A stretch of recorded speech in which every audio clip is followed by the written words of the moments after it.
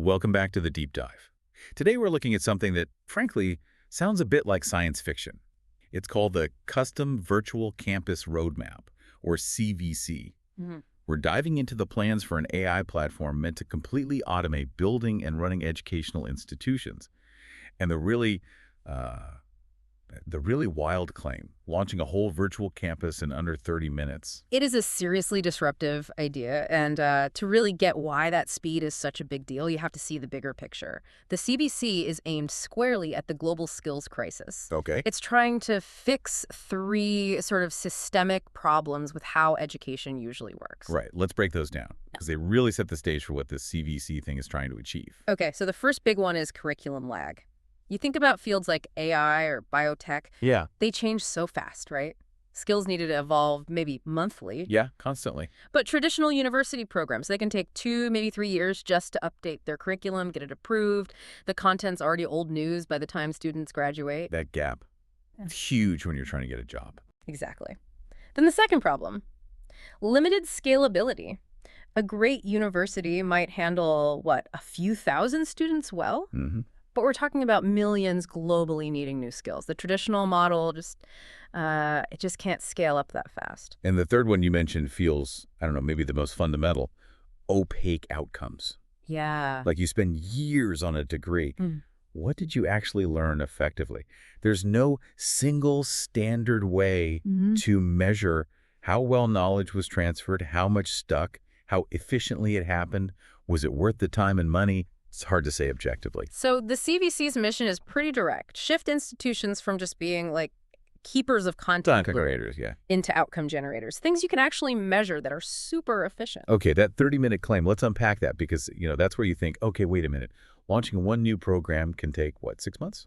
A year? Maybe more. Easily 6 to 18 months, yeah. All the planning, approvals, building it in the system. So how on earth does the CVC do a whole campus in under half an hour? Is there a catch? Well, it's about heavy-duty automation focused just on the initial setup, that 30 minutes, that's for phase 1, foundation, the core build. It's not pulling things out of thin air. It's just rapidly processing data the institution already has.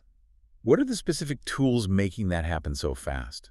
Cutting out months of human work. There are 2 really key pieces in that first phase. First is the branding scraper. This thing looks at the university's website, their style guides, whatever's public, and it just grabs the logos, the colors, the overall feel and identity. So the AI-generated campus looks and feels right from the start. So it automates all that visual identity stuff. Yeah. No need for weeks of design meeting. Exactly. And the second tool is the content ingestion engine. You basically feed it your existing materials, syllabi, lecture notes, research papers, you name it.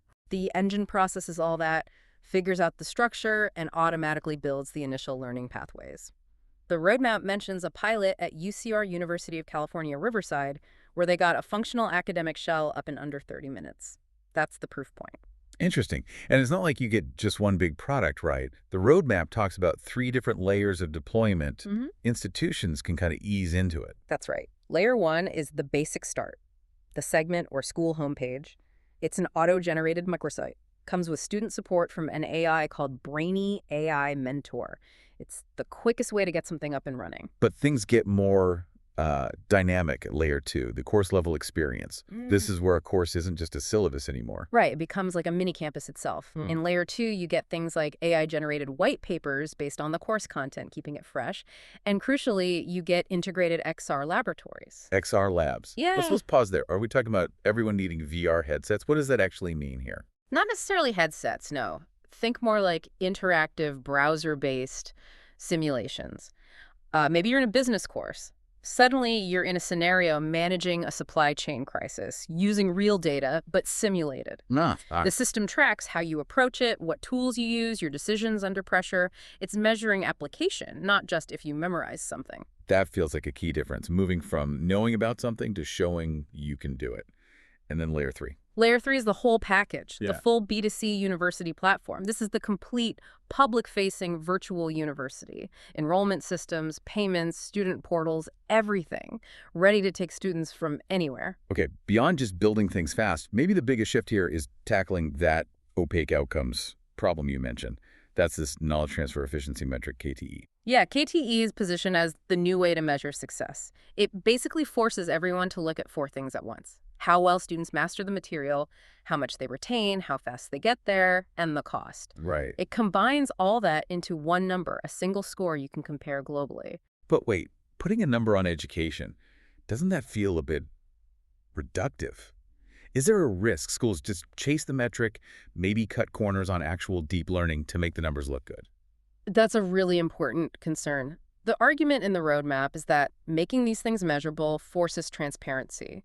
The formula itself, it's mastery times retention, divided by time times cost. Okay. So if you try to game it, say, by rushing students through faster to lower the time, their mastery or retention scores will likely drop, which hurts the overall KTE score. It's meant to balance quality and efficiency. And to get those numbers for KTE, you need some pretty advanced automated ways to assess students, right? That's phase 2, assessment and certification. Exactly. It uses multimodal assessment. So Yeah. yes, written work, but also things like oral assessments. They call them AI Vivas. AI Vivas, how does that work? Yeah. How can an AI handle the back and forth of a real oral exam? It uses advanced natural language processing. The AI asks questions, listens to students' answers, and then asks follow-up questions based on what they said.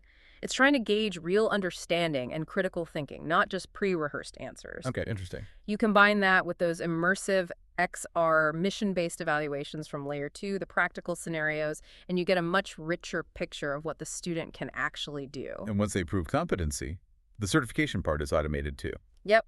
Automated transcripts, certificates, and they mention using blockchain verification. That adds a layer of trust and makes the credential instantly verifiable by employers anywhere. Secure and global. Okay. And that assessment piece feeds into phase 3, media automation. Right.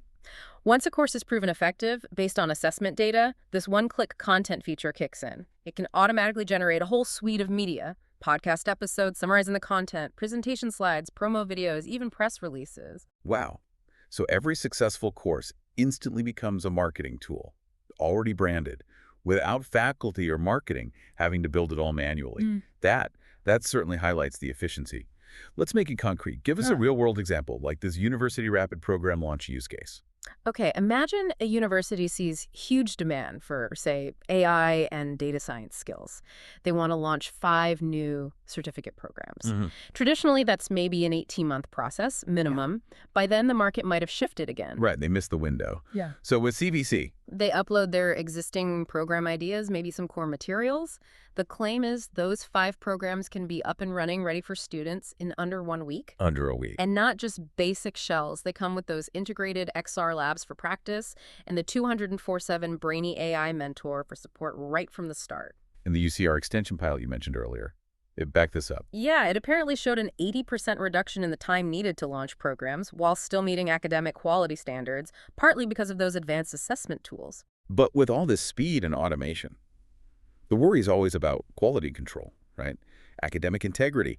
How does the CVC address that? You can't just let AI run wild with curriculum. Absolutely not, and that's where governance comes in. Automation doesn't replace people entirely.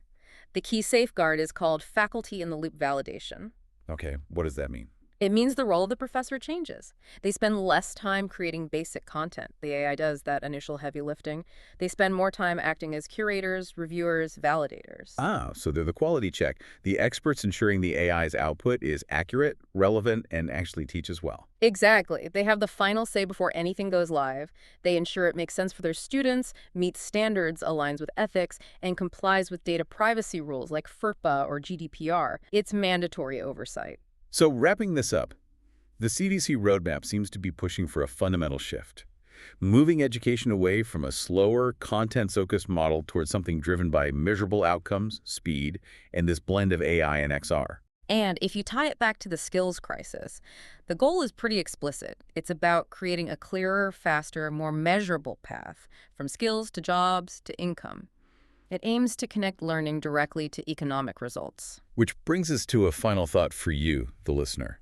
If learning can be automated like this, and success measured by knowledge transfer efficiency, how does that change what a professor does in the future?